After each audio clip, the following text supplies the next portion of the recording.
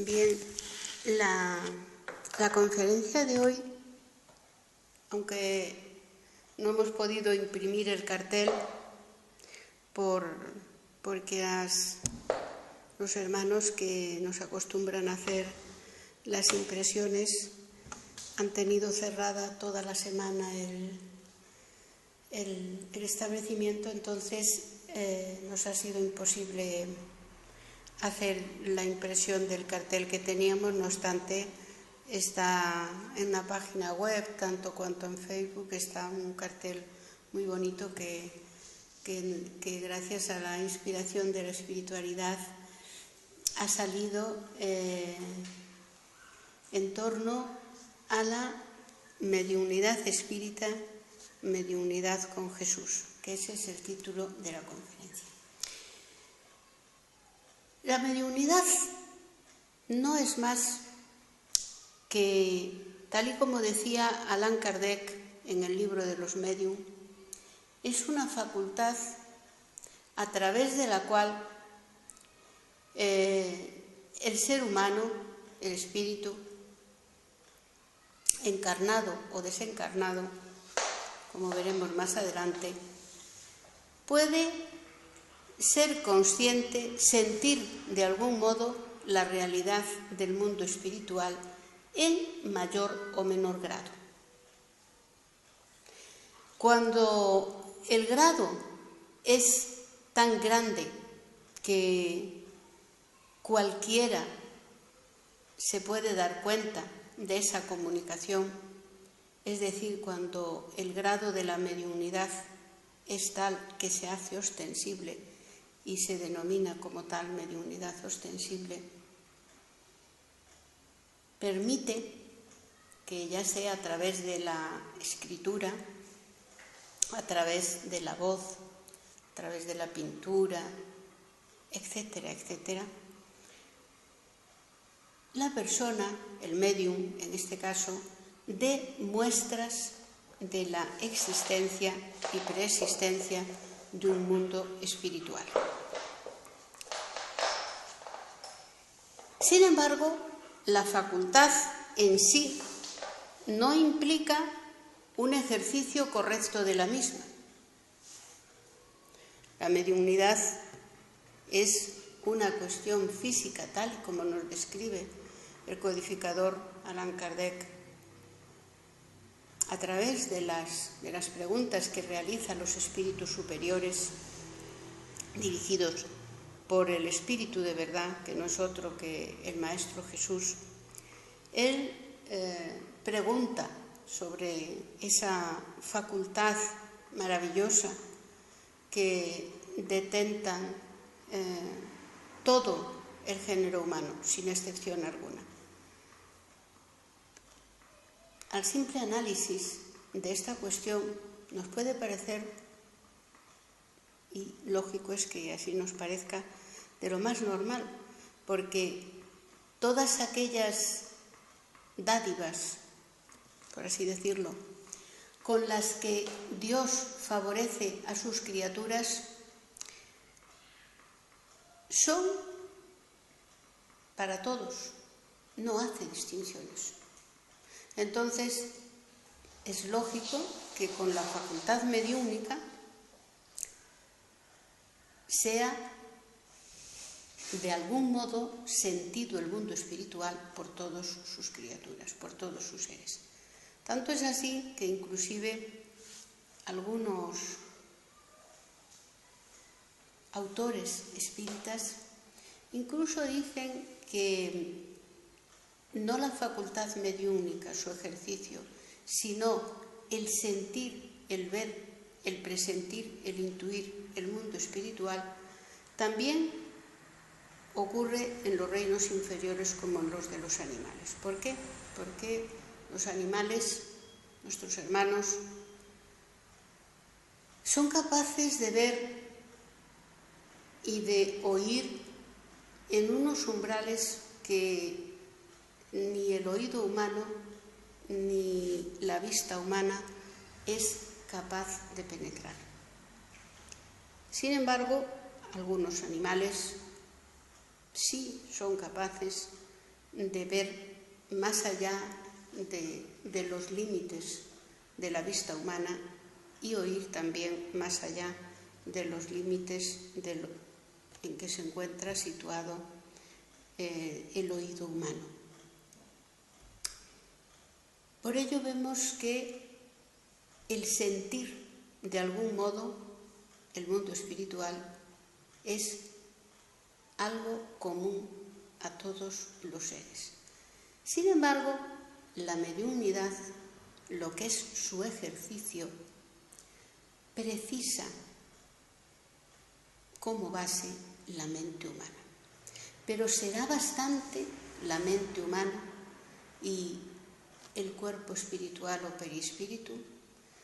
Claro que es suficiente, pero si tenemos en cuenta leyes como la ley natural de afinidad, a través de la cual todos aquellos seres que piensan y sienten del mismo modo, automáticamente se ponen en contacto a través del fluido cósmico universal, sin que tengamos que hacer ningún esfuerzo por nuestra parte. Automáticamente nos ponemos en contacto, mente con mente, tanto cuanto encarnada cuanto desencarnada. Por lo tanto, la mediunidad, que va a servir para ponernos en comunicación con los espíritus desencarnados y también con los encarnados, como no, pero fundamentalmente con los desencarnados, lo que va a determinar con qué clase de mentes entramos en contacto es precisamente, lo determinará el tipo de pensamientos que tenemos nosotros. Pero uno se puede preguntar, bien, pero los pensamientos son muy distintos a lo largo de un día, incluso, y más a lo largo de una vida. No tanto, amados hermanos, no tanto, no hay tantas diferencias. Alguien de repente no piensa una cosa y al día siguiente una completamente distinta, porque todo en la naturaleza sabemos que se encadena y se escalona de un modo que los cambios son inclusive imperceptibles. Hace falta mucho estudio y mucha investigación para reconocer los cambios, para que los cambios en alguien sean perceptibles. Por lo tanto, lo que tenemos que tener en cuenta, dice André Luiz en una de sus reflexiones, que la mente humana, con sus pensamientos, con el tipo de pensamientos que tiene en su mayor número, determina el ser o los seres desencarnados con los que de modo automático se pondrá en contacto. Es decir, tenemos X elevado a n pensamientos a lo largo del día. Eso multiplicado por 365 días al año y eso multiplicado por X años. Pues todo ese conjunto de pensamientos van a determinar una vibración media en nosotros. Es como la media aritmética. Entonces van a determinar una media de pensamientos en la que nuestro cuerpo espiritual va a vivir de modo habitual. De modo, forma y razón que cuando desencarnemos no vamos a necesitar especiales operaciones para ir a un lugar o a otro del mundo espiritual. En realidad vamos a ir al punto del mundo espiritual en el cual hemos transitado durante la mayor parte de nuestra vida. Con la mediunidad ocurre exactamente lo mismo. Por eso es importante que tengamos en cuenta que la mediunidad, para ser constructiva, ha de ser ejercitada bajo los principios de Jesús. ¿Qué queremos decir con esto? ¿Será que nosotros podremos compararnos con el Maestro Jesús? Por supuesto que no. Ojalá para nosotros fuera así. Pero dicen los espíritus que el buen espírita se reconoce en los esfuerzos que hace por cambiar cada día y por ser mejor cada día. Por lo tanto, esto también, amados hermanos, es lo que la espiritualidad va a tener en cuenta a la hora de comunicarse con nosotros, a la hora de establecer también contacto con un medium. También, como no, el ponerse en contacto con un determinado medium, aunque no sea un buen instrumento en cuanto a su vida íntima, puesto que su moral deje mucho que desear, si no tiene otro mejor y la espiritualidad superior necesita dar un mensaje para la humanidad y no tiene otro mejor, pues claro, lógicamente tiene que valerse del instrumento que tiene. Y bueno, ellos suplen nuestra incapacidad, la incapacidad del medium en este caso, para dar un mensaje que, insisto, nunca es de tipo personal, sino para la generalidad de la humanidad y es en bien de toda la humanidad. Entonces, en ese caso, sí pueden valerse los espíritus superiores de un medium que moralmente en su vida deje mucho que desear, puesto que presente ausencia casi total de virtudes cristianas. Pero por lo general,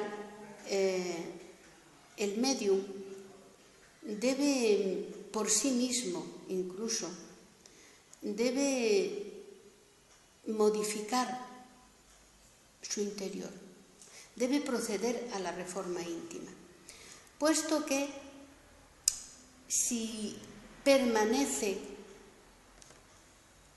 como un ser desequilibrado, viciado, sujeto a pasiones, apegos, inferioridades, a una materialidad excesiva, prendido a las redes del sexo, por el sexo,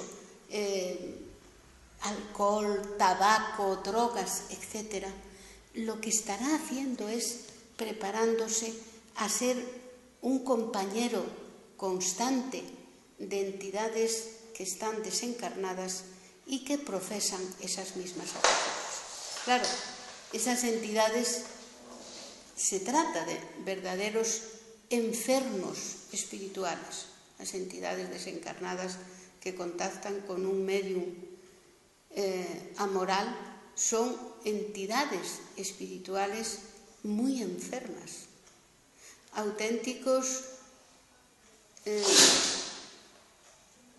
por así decirlo, auténticos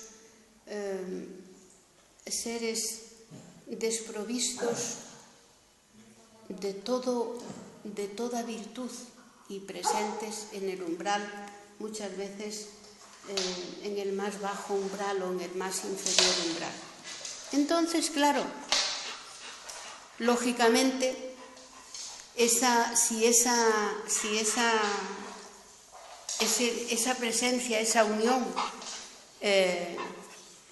es muy duradera y persiste en el tiempo, esos enfermos espirituales lo que harán será además transmitir su desequilibrio al medium, con lo cual el medium se convierte automáticamente en otro enfermo y candidato a terribles obsesiones y a terminar como terminan muchos médiums en los sanatorios psiquiátricos, puesto que se confunde por la medicina terrestre todavía nuestros hermanos los médicos, a pesar del respeto que merece para todos nosotros los espíritas la gran labor que ellos desarrollan, porque debemos recordar que el primer gran médico de la humanidad es Jesús.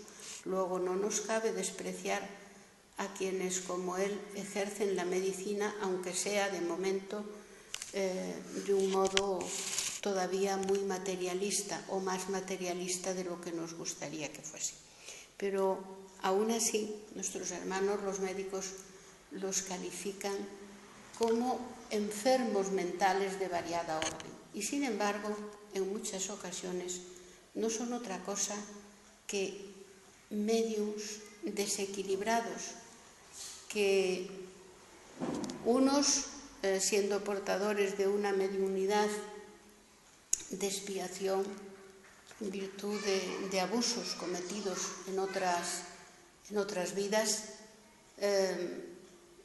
es muy difícil su reequilibrio y reajustamiento. Con todo, hemos hablado muchas veces de esto, que algo sea difícil no se sigue pues que sea imposible.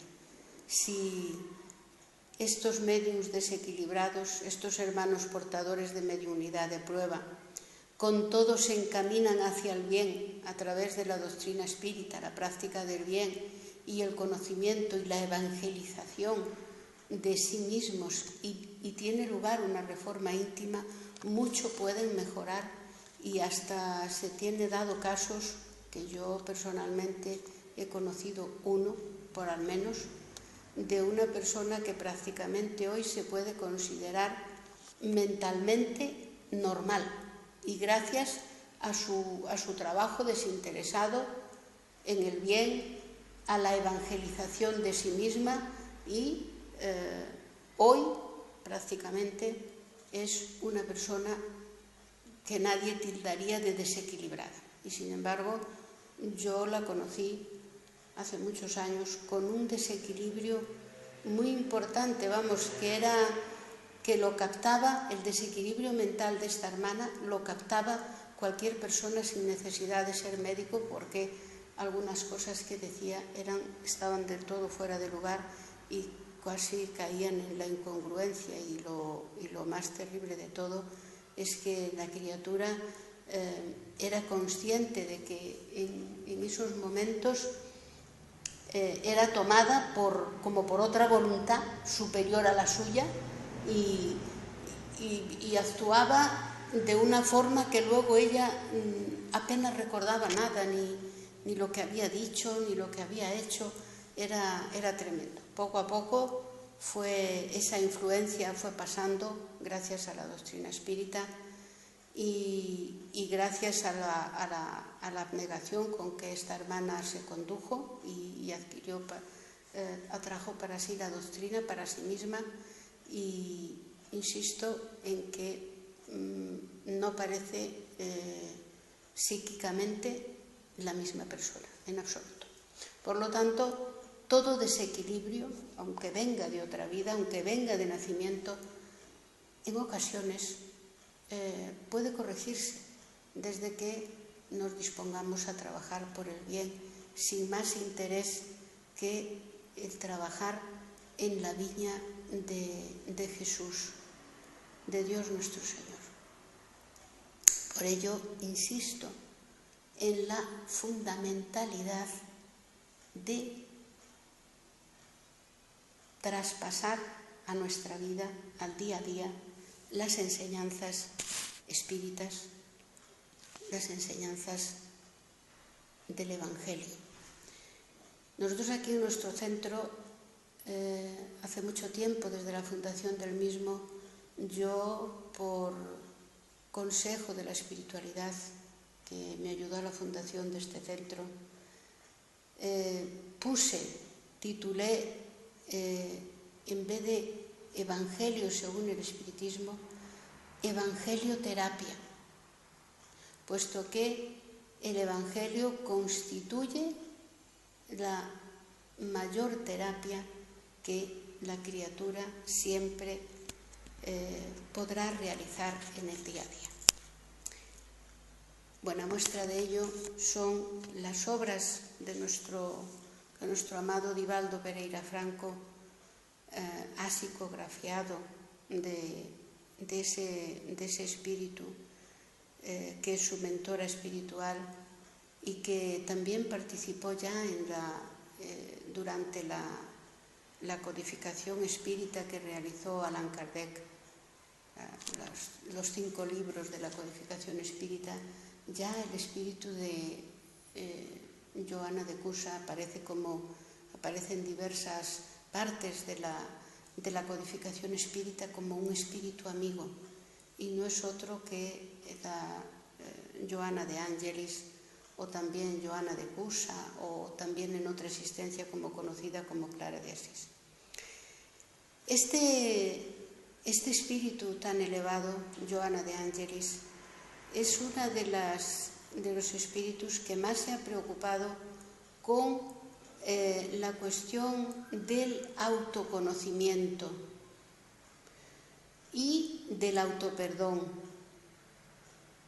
y de la reforma íntima. Pero, ¿había sido ella la primera? No.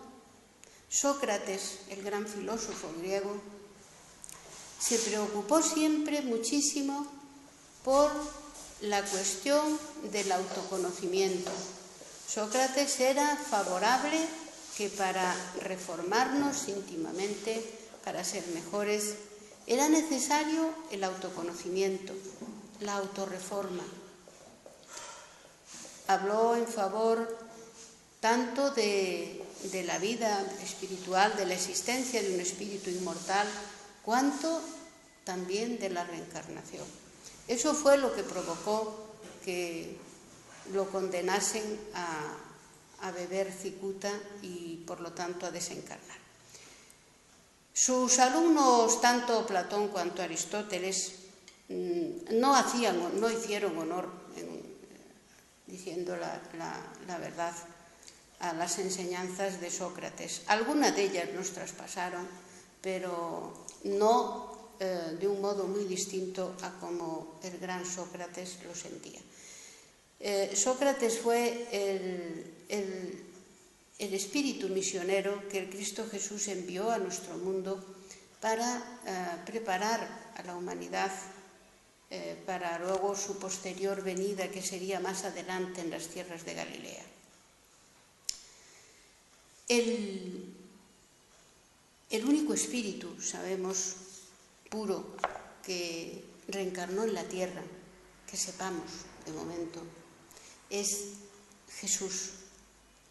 Jesús reencarna en la tierra no por una necesidad evolutiva suya, puesto que es un espíritu puro.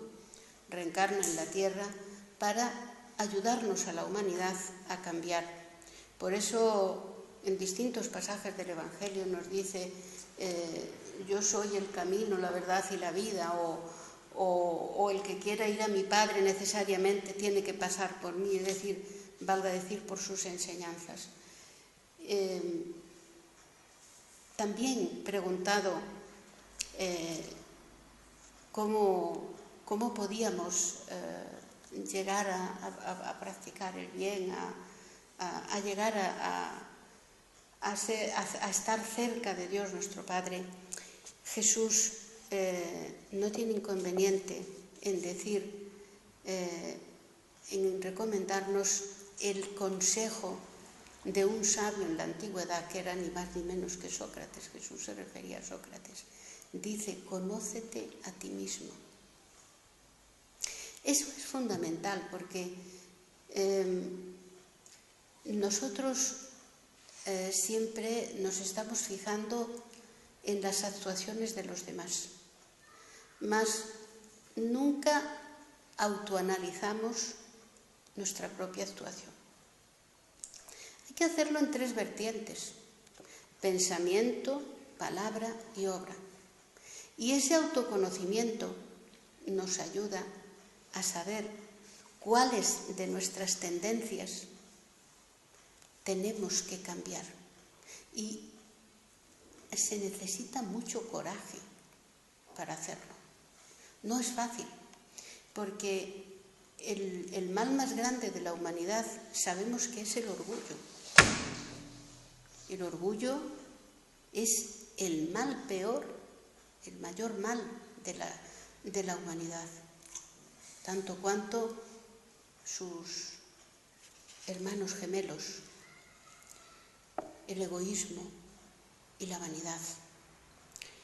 pero fundamentalmente es el orgullo, ese tremendo mal que es el responsable de todos los desatinos de la humanidad, tanto desatinos individuales como colectivos, porque ¿quién si no es el que provoca las guerras fratricidas entre hijos de Dios? Porque todos somos hijos de Dios. ¿Quién si no el orgullo, que a veces se viste de dignidad, pero no es dignidad, no, es orgullo?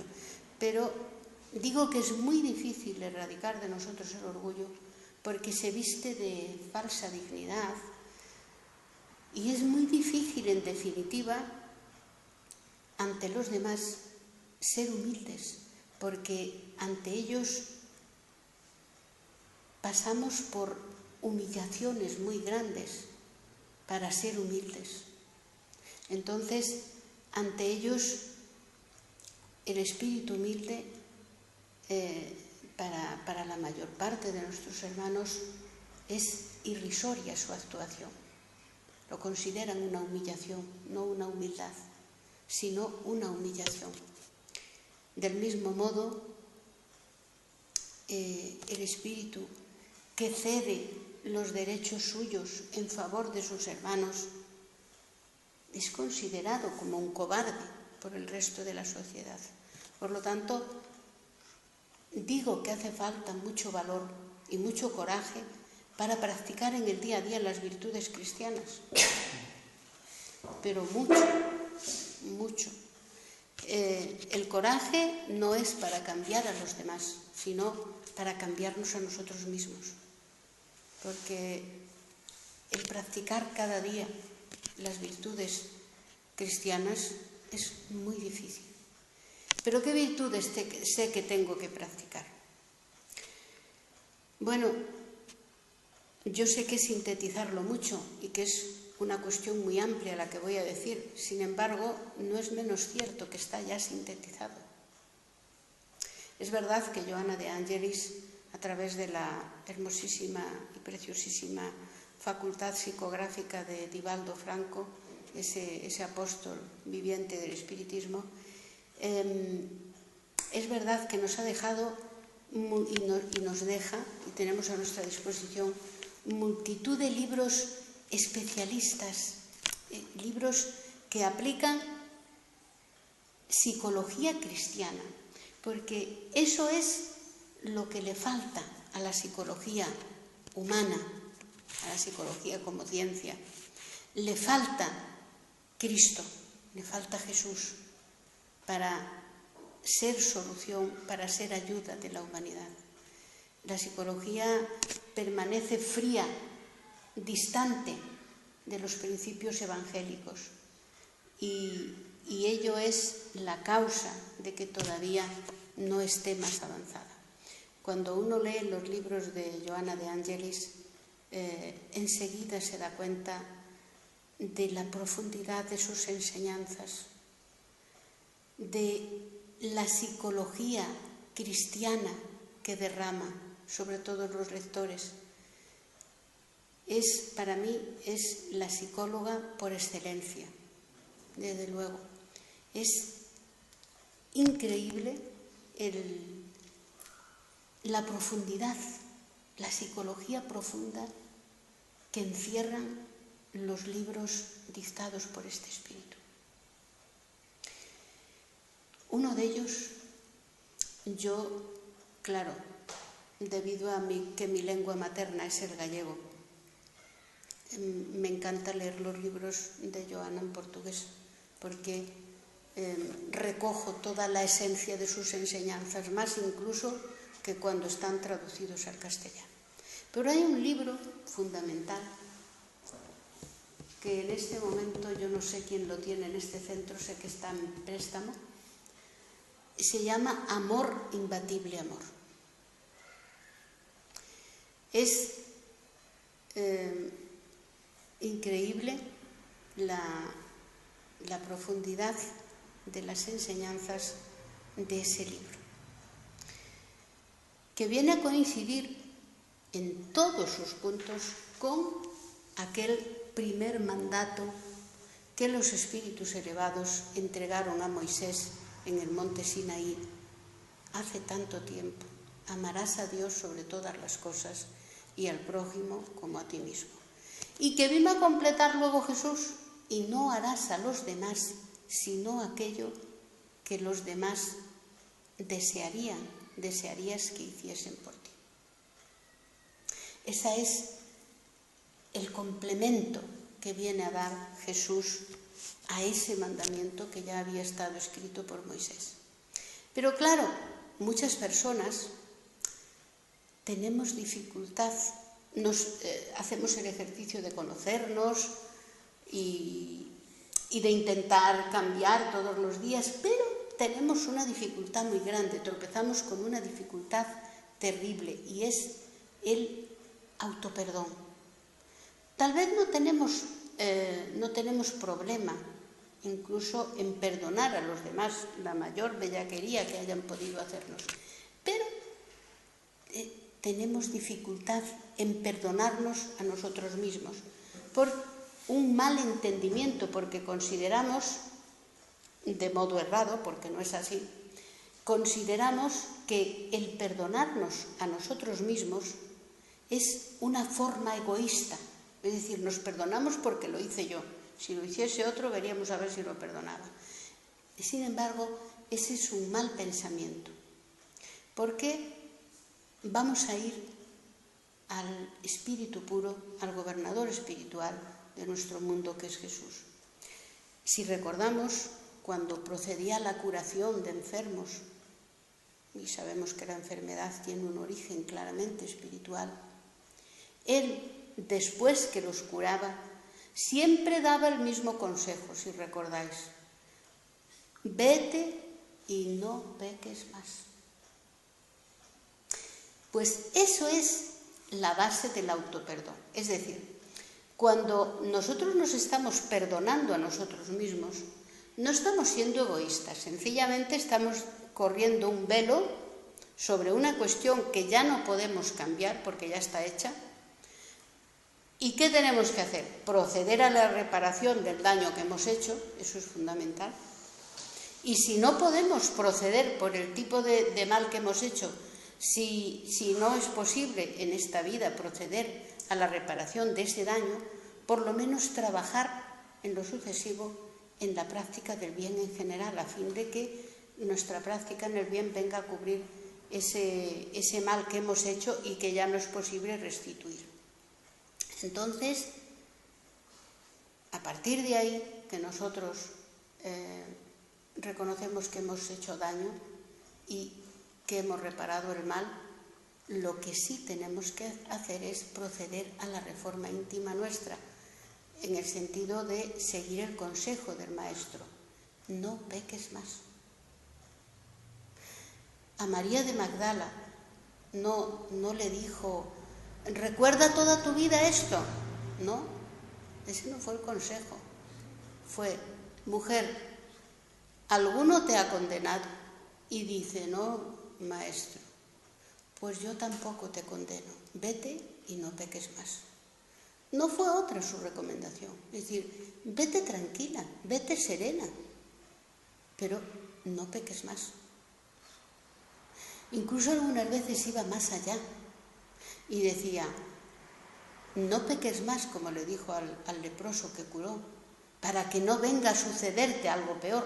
Fue más claro todavía. Al ciego de nacimiento el mismo consejo le dio: vete y no peques más, para que no vaya a sucederte algo peor.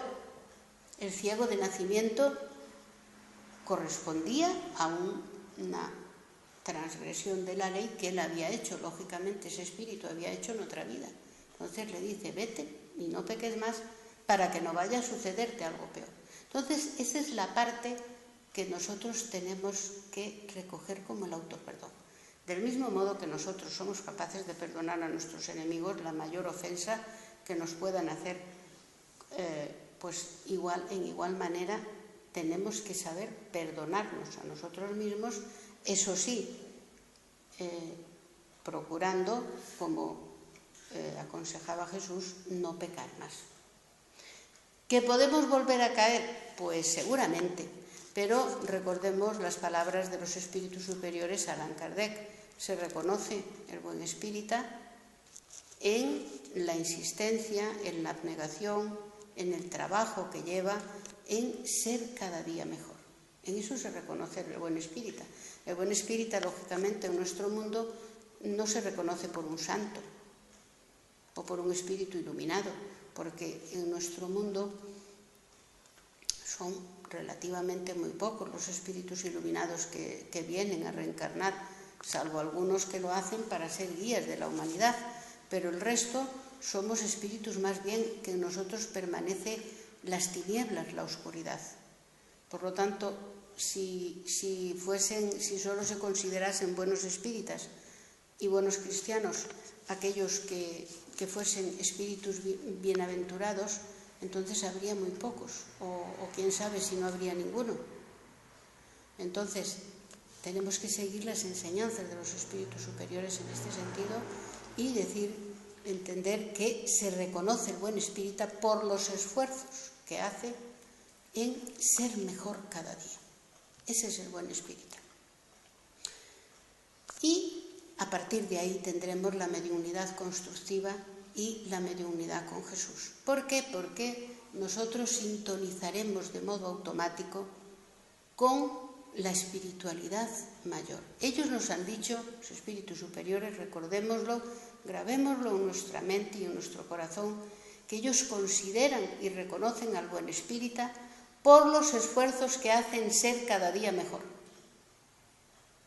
Entonces, entendamos que si nosotros somos de ese tipo de espíritus que hacemos esfuerzos cada día por ser mejores, entonces nos vamos automáticamente por ese solo hecho a la hora de ejercitar la mediunidad, que, insisto, sabemos que como facultad es un fenómeno físico, sin embargo, como ejercicio utiliza el periespíritu y la mente como base.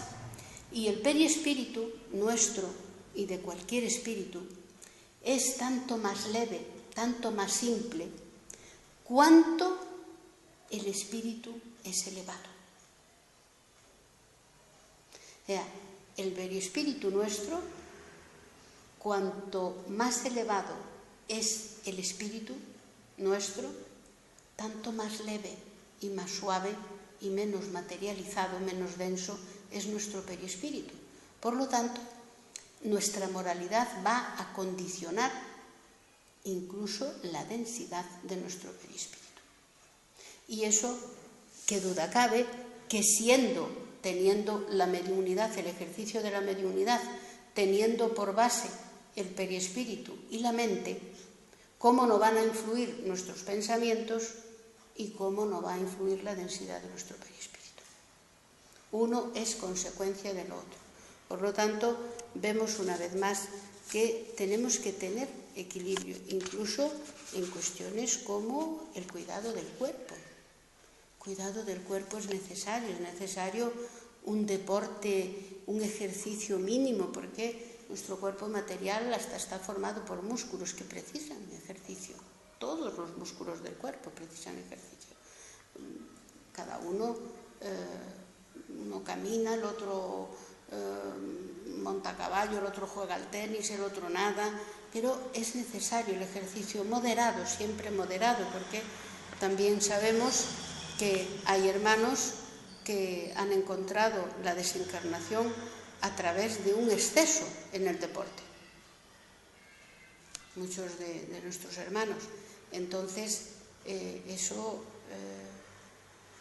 es susceptible, como no, si se conoce, claro, dependiendo ya, en esto el grado de implicación depende también del grado de conocimiento que tenga la persona, lo hemos dicho muchas veces, pero en síntesis, consciente o inconsciente, no dejamos de ser suicidas cuando forzamos el trabajo, un deporte en exceso que termina con nuestro cuerpo. También la cuestión de la alimentación es importante. nosotros estamos acostumbrados a alimentarnos a través de productos que saben bien, que nos gustan, sin reparar si son buenos para nuestro cuerpo. En general es así. También basamos nuestra gastronomía, no podemos fundarnos y ni fiarnos de ella, porque no toda, por supuesto, pero la mayor parte de la gastronomía se basa en la gula y en el placer de comer. Y parte de un error, parte de una base equivocada. Por lo tanto, a partir de ahí, todo lo que prepare esa gastronomía con base en el placer para comer, pues va a ser errado. Esto podría ser objeto de otra conferencia porque, en fin, es un tema muy interesante.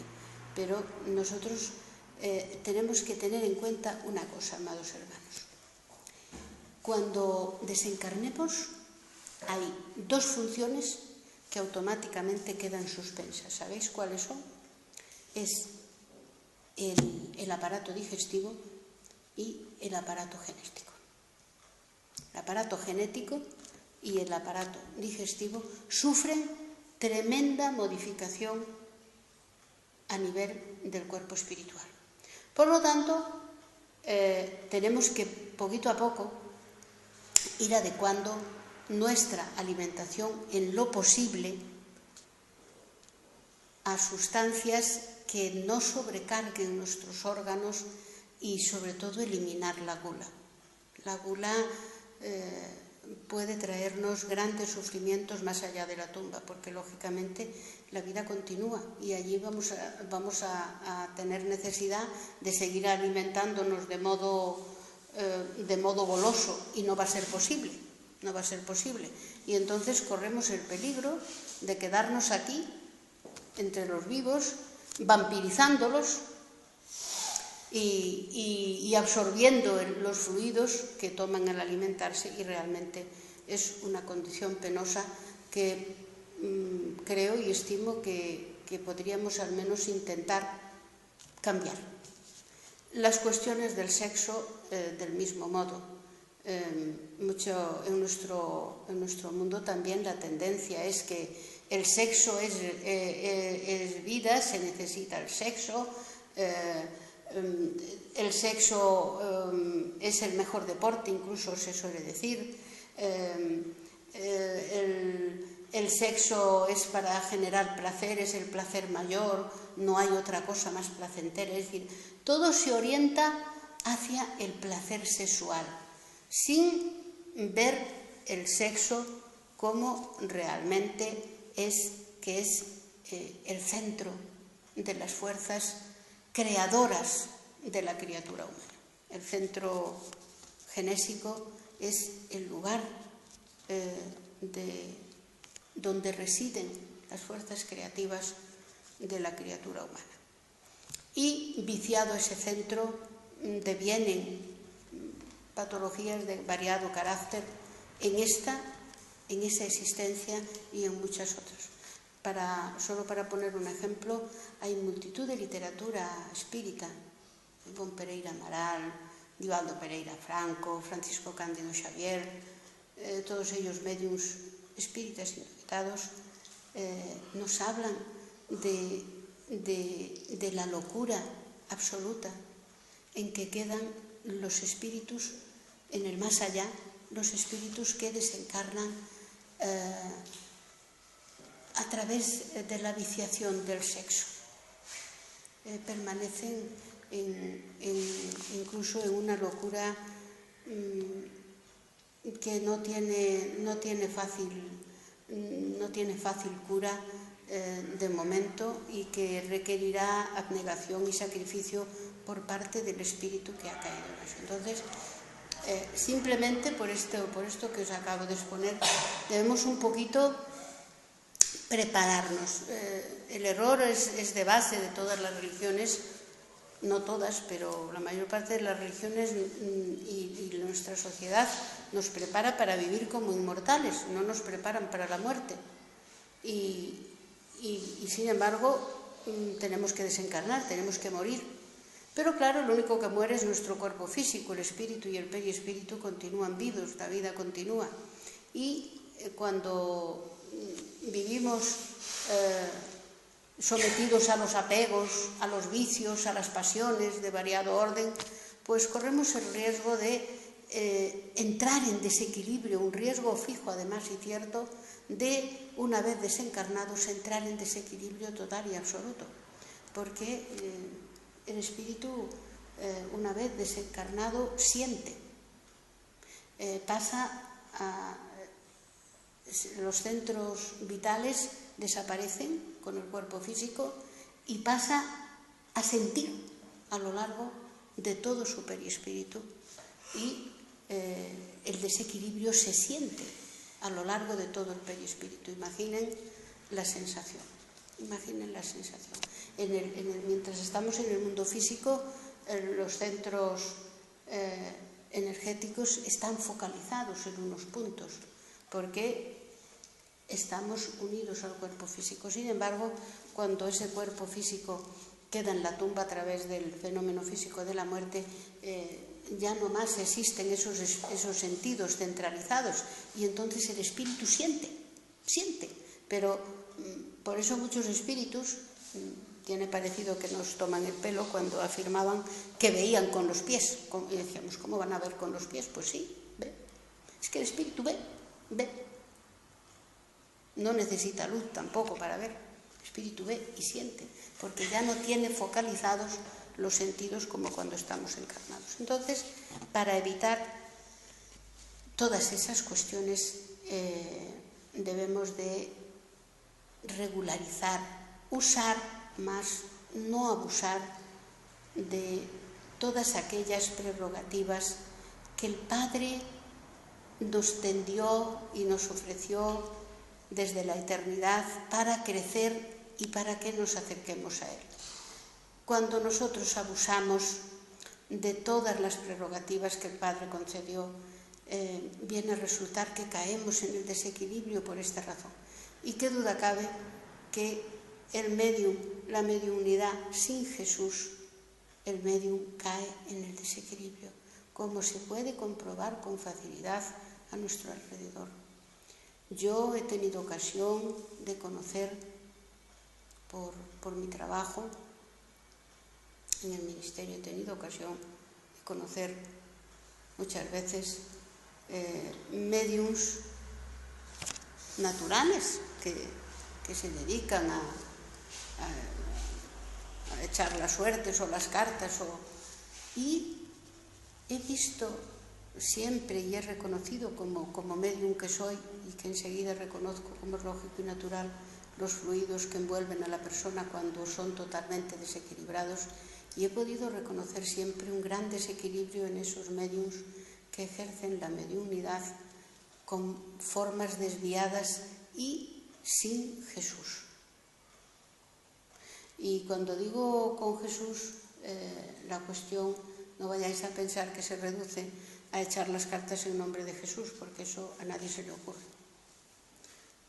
Primero porque el futuro no existe, lo vamos escribiendo nosotros día a día. Y segundo, que la mediunidad no está para eso, la mediunidad está para ayudar a nuestros hermanos. El medium es un gran magnetizador natural. El medium no precisa seguir unos cursos de magnetismo o de hipnosis. Él es un magnetizador natural. Pero claro, para que esa magnetización conduzca al bien, debe asumir para sí, primero de todo, los principios crísticos, las virtudes cristianas, prerrogativa sin la cual no podrá ejercitar nadie una mediunidad constructiva, aunque su intención sea de lo más sana. Yo no voy a pensar que todo el mundo tiene intención de conculcar la mediunidad, pero la intención, como sabemos, por desgracia, no basta en cosa alguna, porque yo ahora puedo tener una intención excelente de reducir la lista de la Seguridad Social de operaciones quirúrgicas, y decir, yo quiero ponerme a operar, pero ¿con qué conocimientos? Soy cirujano, soy médico, no. Entonces la intención no basta. Pues imaginen si esto ocurre en el mundo físico con una profesión. Imaginen lo que significa un medium que es capaz de ponerse en contacto con el mundo espiritual sin él ser consciente. Y fíjense lo que digo, sin él ser consciente. Porque echando otra vez de mano y recordando a nuestras hermanas y hermanos que echan las cartas o las suertes, ellos creen que es un don que ellos tienen. No son conscientes de que lo único que hacen es entrar en contacto, comunicarse con espíritus desencarnados que a su vez ya echaban las cartas cuando vivían en vida, cuando estaban reencarnados, echaban las cartas. Y una vez desencarnados, que pasan a formar parte, de modo natural, como hemos dicho al principio de la conferencia, de aquellas camadas, por así decirlo, de aquellas zonas o camadas del umbral en las que ya se entremezclaron siempre. Claro, alguien que ha estado echando las cartas ha estado siempre rodeada de espíritus que en vida echaron las cartas. Cuando desencarna, ¿dónde va? Pues naturalmente con esos espíritus entre los cuales se desenvolvió toda su vida. Y encima por dinero. Yo creo que esto es bien comprensible, tiene toda la lógica. No va a ir para donde San Agustín, evidentemente, porque San Agustín no se dedicaba a esos menesteres. San Agustín, como sabemos, se dedicó, entre otras muchas cosas, a cultivar la mente, pero sobre todo su espíritu a través de las virtudes cristianas. Entonces, no pueden estar en el mismo sitio, como bien sabemos. Eso también ocurre en el mundo físico. No estamos diciendo los espíritas nada raro, porque nosotros, ¿quién entra en las academias de gramática? Pues figuras literarias o mentes que han destacado precisamente en esa disciplina de la gramática. ¿Quién entra en la academia de física? Pues mentes, hermanos, que han destacado por su labor, por sus investigaciones en el terreno de la física. No puede entrar un pastelero, ni un ferroviario. Un pastelero y un ferroviario entrarán, le darán una orla dentro de su profesión. A mí, pues, me pueden dar la traída y bien llevada cruz de San Raimundo de Peñafort, que es la distinción más elevada que se nos da a los funcionarios de justicia, y así por delante. Es decir, cada uno destacamos o nos unimos a aquellos espíritus entre los cuales desenvolvemos nuestra labor la mayor parte de nuestra vida. También incluso en las amistades. Yo con quién yo comparto mis horas de ocio y asueto. Pues con personas, con hermanos, con hermanas que son de mis mismos gustos. Yo no se me ocurre compartir mis horas de asueto con hermanos que les gusta el fútbol, porque yo ni entiendo ni me gusta el fútbol. Imaginen la conversación. Yo me aburro en sobremanera. Otro, lo mismo que le pasaría a los hermanos que les gusta el fútbol conmigo. A mí me hablan de un penalti, de un córner, y yo conozco esas palabras porque las oigo en la radio y en la televisión, pero no sé lo que significan, ni tengo la más remota idea, ni tampoco tengo obligación de saberlo, porque es una cosa que no me gusta. Entonces, nosotros vemos que en la vida física, de modo natural, nosotros nos hallamos unidos en nuestras actividades a personas que profesionalmente o como amistad pues tienen afinidad con nuestro trabajo o con nuestros gustos, si es una cuestión de emplear el tiempo de ocio y asueto, como digo. Entonces, lógico será que cuando desencarnemos, lo único que queda aquí en la tumba es nuestro cuerpo físico. El espíritu continúa viviendo, la vida continúa. ¿Y dónde va a ir ese espíritu? Pues va a ir entre los espíritus, entre los que se acompañó en vida. El calumniador, la persona que calumnia al resto, entre calumniadores. El criminal, entre criminales. El suicida, entre suicidas. el santo entre santos, el espíritu bueno entre espíritus buenos, el trabajador entre trabajadores, y así por delante. No hay solución de continuidad, como indica muy bien además Allan Kardec en la codificación espírita. La muerte no implica para nada un cambio en nosotros, es una continuidad, del mismo modo que la siguiente encarnación, que la siguiente reencarnación nuestra es una continuación de la vida que hemos tenido justamente de la anterior. Nosotros dejamos ahí la existencia y ¿dónde voy a estar en la próxima existencia? Pues la próxima existencia es una continuación de esta que acabas de dejar. Aquellos aprendizajes que hemos desechado tomar, pues hay que retomarlos.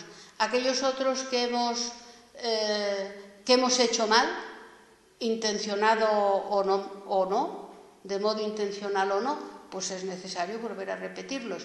Y también hay que decir que vamos a contar a nuestro favor con aquellas virtudes y aquellas enseñanzas que hemos aprendido también durante esa vida.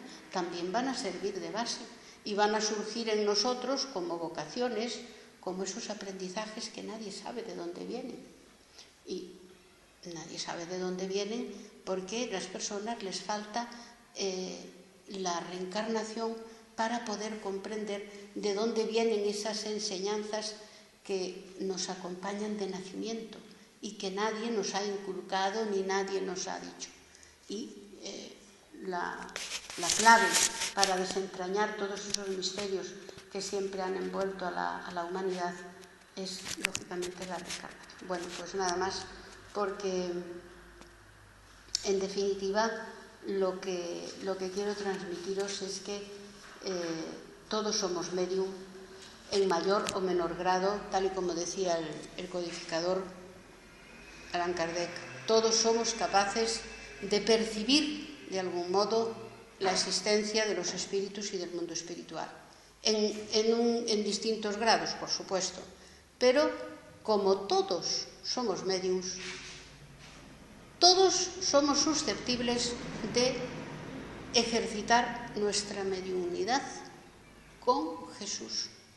Nadie está exento de ejercitar la mediunidad con Jesús, aunque no se sea medium ostensible.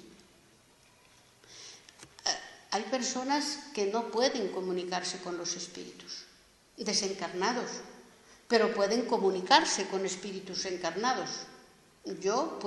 Todos nosotros podemos comunicarnos con espíritus encarnados, que son nuestros hermanos de camino. No hace falta hablar con los espíritus para transmitir a nuestros hermanos las enseñanzas de Jesús y sobre todo ser ejemplo de ellas. O sea que no solo me refiero a la mediunidad ostensible. Cualquiera de nosotros, toda la humanidad, somos mediums. Por lo tanto, somos sujetos a practicar nuestra mediunidad, nuestro grado mediúnico, el que Dios nos haya concedido. Solamente tenemos dos caminos: o practicarlo con Jesús o sin Jesús. Si lo practicamos sin Jesús, vamos a caer en el desequilibrio y en el sufrimiento.